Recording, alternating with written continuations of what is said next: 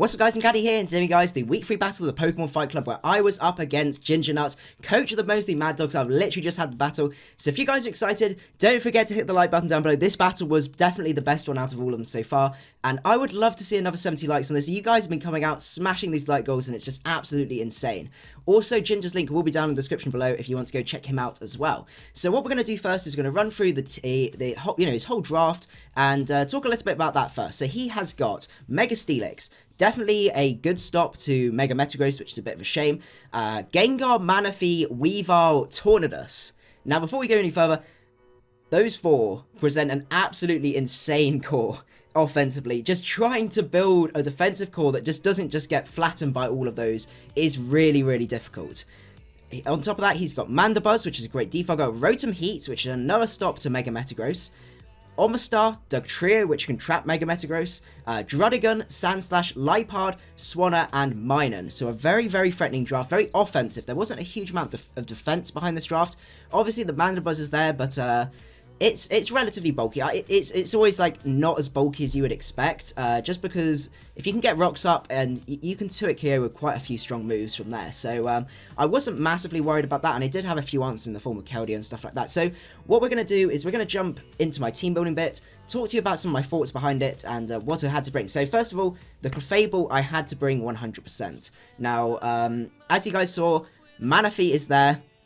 Tailgo Manaphy, I don't have anything that can OHKO Manaphy outright. He could be a bulky Manaphy. If you guys know in the D-League, Manaphy gave me a lot of trouble, so I had to run Unaware on this, and with a calm nature, that actually allowed me to then guaranteed to, well, pretty much guaranteed, I'd be able to go toe-to-toe with a Manaphy in the rain, and just slowly whittle it down. I just needed to get at least one Moonblast off, even if that meant Clefable goes down. Mega Metagross can come in, and a Thunder Punch does about 68 to 75%, something like that.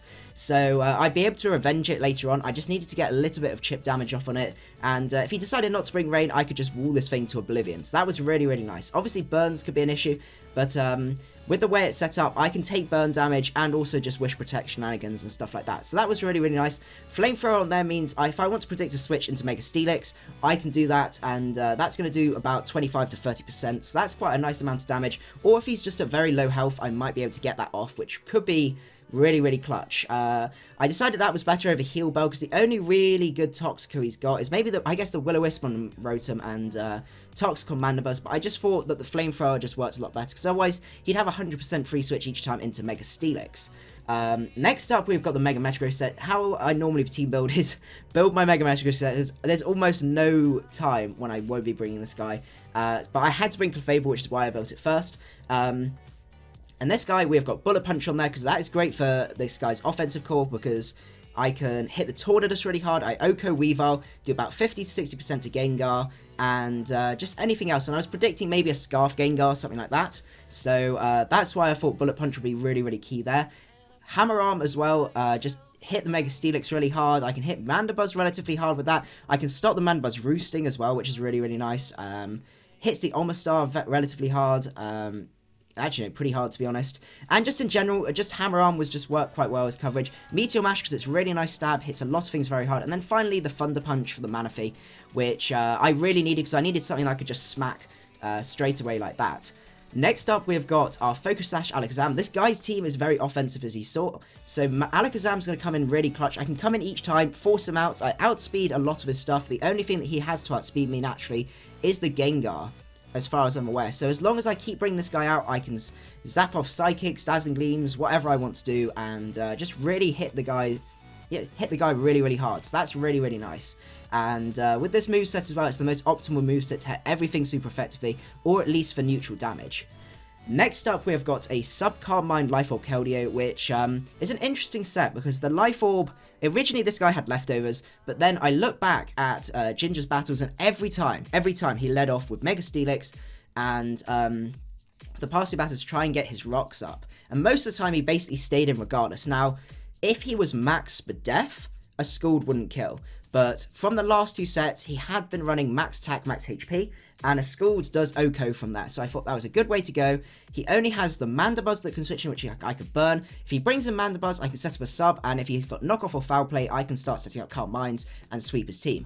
If he went into Manaphy, I can beat that 1v1 with Secret Sword if he's the maximum offensive one, or I can just go into Clefable. So it was a really nice sort of lead, and there wasn't many things that could outright sort of OHKO me from there, so that was really, really nice. Next up, we have got the Choice Scarf Hydreigon with, I just realized I forgot the nicknames this week, I do apologize, with Draco Meteor, Dark Pulse U-Turn, and Flamethrower. Obviously, Flamethrower, in case we predict Mega Steelix. Draco, just because outside of Mega Steelix, he just doesn't have anything that can really take a Draco well, so that's really, really nice. Dark Pulse, and then finally U-Turn. So this guy is just meant to go around, take a couple of hits. He can kind of handle some variants of Gengar, and just Dark Pulse spam as well just works really nicely. And then finally, we had to get our rocks up, and we had to have something that could switch into Mega Steelix, because at the minute we really didn't. So I decided to go for Donphan with Knockoff, Stealth Rock, Earthquake, and Rapid Spin. Knockoff in case I predict the Gengar switch if he predicts me to go for EQ. Stealth Rock, obviously, because the only defogger he's got is Mandibuzz and Sandslash, which Sandslash I get free switches into quite a few different things, and I can beat Sandslash relatively easily. So it's max physically defensive, so I can switch into Mega Steelix if I need to, and that's my main Wool Core.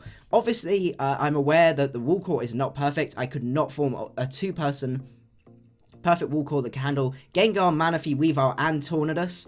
Obviously, Clefable checks on Manaphy and Weavile. Donphan also handles Mega Steelix. But literally, Donphan's main use was just to set up rocks. If I could set up rocks, stop the Mandibuzz from defogging, then I'm good to go. I break any potential sashes and stuff like that, and Alakazam just has a field day from there. So what we're going to do now is we're going to jump straight into the battle, so without further ado, woo! Okay, so we're now into the battle, and as you can see, he has brought all of his offensive Wool Core, and then a defensive core of both the Mandibuzz and also the Mega Steelix. So this is going to be a very, very hard matchery, and I was already aware of that, and I'm not going to spoil the ending, but it was an absolutely insane battle. Not a long one by any stretch, but a really insane one at the same time. So what I decided here was he's probably going to lead with his Mega Steelix. I'm expecting it.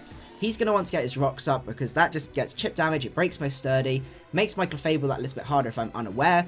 So what I decided to do was lead off the Keldeo, stick with the plan. The only thing I would be sad to match up against was probably the Tornadus, but I wasn't expecting him to lead with that potentially, just because I could lead off with a Donphan, and with Sturdy and Stone Edge and stuff like that, I don't think he'd be particularly happy with that. So what I do is I decide to lead off with Keldeo here, and that works really, really nicely. Out comes the Mega Steelix, he Megas up here, I go for Skull, bam! Plan number 1 executed. The Steelix is now dead. Out comes Nappy the Gengar. Now, I had a look at this guy and I was like, I'm sure this guy's going to have Energy Ball. He's going to be Scarfed or something like that. So I thought, oh, he's probably got Energy Ball. I'm going to do the clever thing and go into Hydreigon. Which, as you guys can see, I just completely derped here. Completely forgot about the fact this guy gets Dazzling Gleam. And basically, that cost me my Hydreigon, which is not a great thing turn 2. So basically, we've gone toe-to-toe. We've lost a Mon each. Which is not nice at all. So I decided to go to Alakazam here because he now has to decide. This is the only thing that can basically check Mega Metagross, because I assumed that he was going to be Scarf at this point, and he'd either break my Sash but then lose the Gengar, or he'd have to switch out and something would take a Psychic. I decided Psychic was the best play right now. He has the Mandibuzz that could switch in. If he switches into Weavile, I'd take out the Weavile. If he switches into Mandibuzz, I'll just have to play around it. And if he went into Weavile and I took it out and lost my Sash because of that, that's absolutely fine, because Scarf Gengar I can handle with my Wool Core. I can just protect. If he goes for Sludge Bomb, I can go into Mega Metagross. If he goes for Shadow Ball or something like that, I might have to play around it. Now I've lost my Hydreigon, but I thought that was the best plan of attack here. So I decided to go for a Psychic here, as he goes out into Chicken Dinner, obviously immune here, which is absolutely fine. I decided, right, best thing to do now, go and get my rocks up here, because I can see what he's up to. He has got the knockoff. I also wanted to scout what attack he had, because if he had Brave Bird, then I wouldn't be able to set up with Keldeo, and that would be really, really sad. But now I knew potentially I could set up on this guy, so that was really, really nice. So what I decided to do here is stay and get my rocks up as he goes into Tornadus. Now, at this point here, I'm just like, well, Tornadus, you're really, really spooky. My switch into Grass Knot is kind of gone. So I've basically got to sack off Donphan. I'm sorry, John, but he does go for that Grass Knot and take me out, and I had to see what set he was. He is Life Orb here, so that's some really good information here. And this basically means I can go back out into Alakazam, I can force him out, but I go for Dazzling Gleam here because I can 2-hit here with Dazzling Gleam. If he switched into anything, I can then potentially Oko the next time. Maybe not the Manaphy. Actually, after Rocks, I think I'd still kill the Manaphy with Energy Ball. So overall, it was just the best play was to go for Dazzling Gleam here. And I can 2-hit here Chicken Dinner. So I do that, and that means Rocks are here to stay, which is fantastic. So I do end up taking him out, so that is great. Now Rocks are here to stay. He does go out into the Weavile here. And I have to try and work out what on earth I'm going to do against this guy. I decide to go into Keldeo here because I counter. I can take 2 Poison Jabs. I can take a knockoff Poison Jab. I can take any combination of move from a Life Orb Weavile. So that was really, really nice. So I had my Keldeo a good amount of health to do that. And it meant I could fire off a Scald from here if I wanted to. So I do get the Justified boost, and I wouldn't actually kill with a Scald now, but after Life Orb damage, I was guaranteed to. So that was really, really nice. He does go for the Ice Shard for the chip damage. I don't know why he didn't go for knockoff or something like that, but maybe he just didn't have the coverage to hit me harder, and I do take him out with Scald. So this guy comes back out, and basically every time this guy comes in, he gets a free kill. So Grass Knot does come through, takes out the Keldeo, which is unfortunate, but now I can go back into Alakazam because I know I outspeed. Alakazam is just being the absolutely MVP at this point, because Alakazam just runs through offensive teams and just causes them to make really, really tough decisions. So I just decide to fire off a Psychic here. It's the safe bet. Out of the way with the Tauntless. That's really, really nice. So at this point, I'm feeling reasonably comfortable. I've still got my Mega Metagross back. I still need to Mega up, though. So this guy could be a potential problem. So I have to go into Clefable here and predicting a potential Scald to break it. He does go for the Scald, and that gets a burn, which is really, really unfortunate, because that's going to start wearing me down. He does go for the Tail Glow, because I don't know, maybe he forgot that I could be unaware, but I decided to go for a Wish here just to play it safe, because 2 Scalds could have killed, and he does get the crit there, so it's definitely worth me getting the Wish off. And I'm just firing off Moonblast. I just need to whittle this guy down, and he's now down to a point where Mega Metagross could do a good amount of damage, and I can kill with Energy Ball. So the game is basically, it's in the bag right now, because I could go into this guy with Alakazam. Later, once the Fable goes down, I could go for Energy Ball and then Psychic and finish off the Gengar. So I was happy. The game was basically over right now. So all I needed to do was just try and take out the Manaphy, a little bit more chip damage, just to guarantee that I'd be able to take him out would be really nice. So he keeps setting up here, just in case he gets lucky with a couple of crits or something like that. Because right here, if he got a high crit, he may have killed. Actually, no, maybe not. But he didn't have much that he could really do. And if he decided to go into Gengar, that was fine, because I could just go back out into Alakazam after that and just finish him off from there. So I was really, really happy just going for these Scalds, and it is a little bit of a stall fest, I do apologise, but it was the best way to do it, and I end up getting a good amount of health. And now he goes into the Gengar. I was thinking, I'm sure this is Scarf, but we'll just see what he decides to do. He does go for the Sludge Wave, so I thought if he's Scarfed, probably not, because otherwise, yeah, he does show that he is mixed there, because if he was Scarfed, he wouldn't have locked himself into Sludge Wave. So I'm able just to sack off my Clefable here, and now it comes down to a point where Alakazam would be able to take him out. So that was really nice. Rocks coming in useful there, but to be honest, even without the Rocks, it would have been... Oh, no, maybe not, because we wouldn't have been able to kill the Mandibuzz, but they wouldn't have brought it in. But anyway...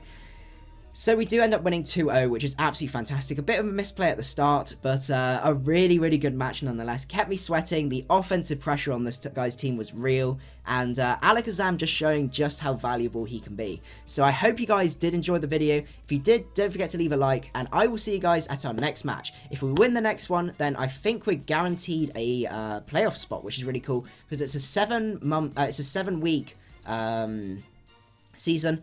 And I think you've got to get in the top 4. And if I do the maths right, I think I've got to get 4 wins overall to get into a playoff spot. So yeah, I hope you guys are excited for the next one, and I will see you guys there. macadii out.